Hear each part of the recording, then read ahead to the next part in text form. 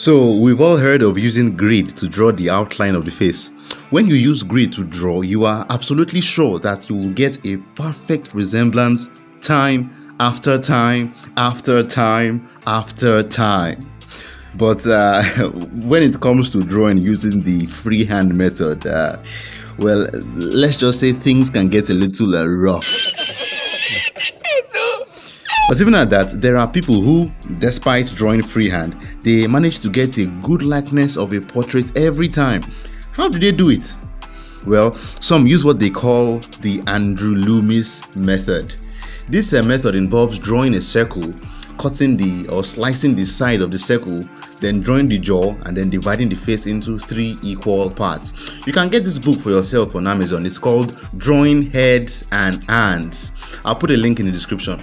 So I read that book, binge watched some tutorials on YouTube, and now it's time to practice drawing heads using the freehand method. But of course, we're going to need to find reference photos to practice with. And what better place to find reference photos than on Pinterest?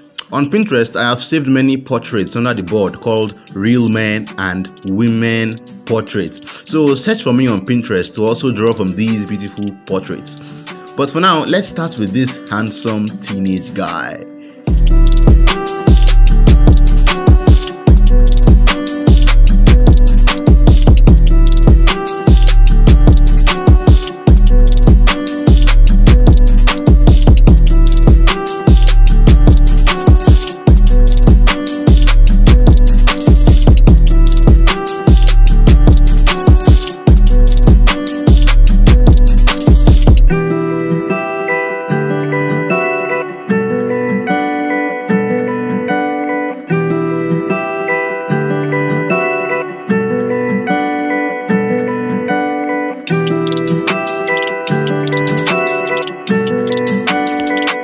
Okay, that didn't turn out well.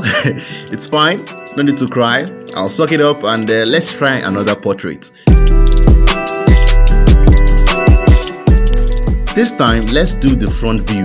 You know, the front view is always easier.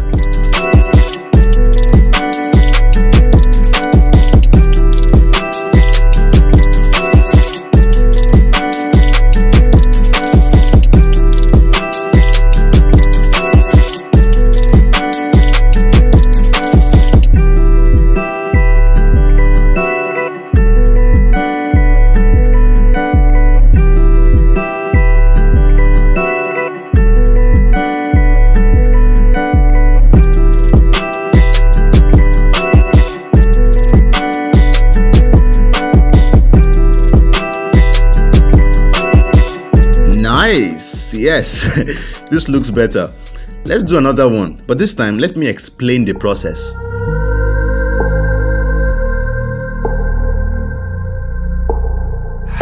So I draw a circle first.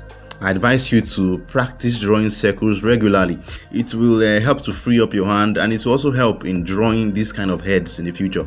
But if you suck at drawing circles, feel free to use the cover of a bottle or the cover of anything as a guide to draw this circle. Now try to imagine the act of slicing off the side of the circle or the side of that sphere.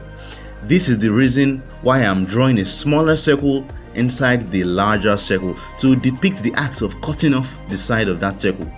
Next, you draw a line for half of the circle. This line will stand for the eyebrows. Draw the hairline coming out from that intersection. Now, measure the length of the nose. How do we know the length of the nose? Simple. The space of the nose will be the same length as the hairline to the eyebrows. For the chin, the space of the chin will also be the length of the eyebrow to the nose. So when you draw it like this will make for 3 equal parts of the face. After this, well, the rest is history.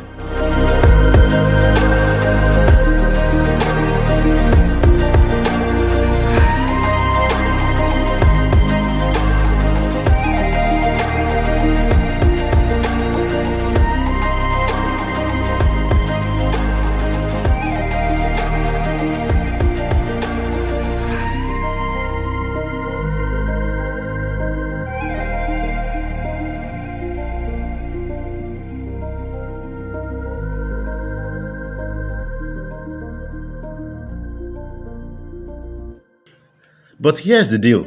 These faces look nice and all, but they don't really look like the photo. The resemblance is off.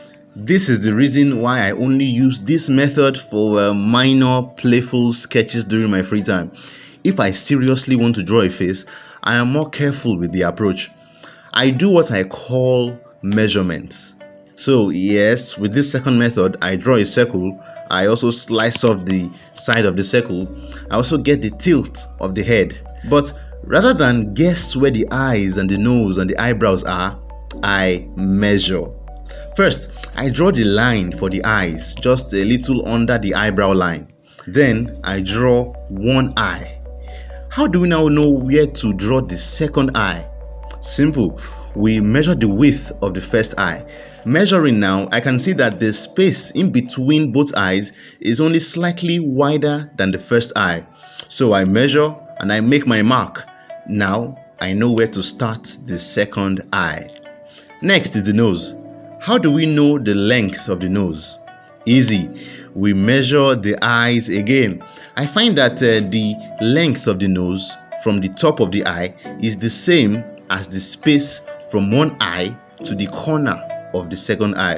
I am putting some diagrams on the screen to help you understand what I mean. Now for the mouth, it is only slightly wider than the length of the end of the first eye to the end of the second eye. I continue to do this for all the features of the face. I look for the space references from the photo itself and I use that to measure where I will place other features. And of course, we are going to give it a decent amount of shading.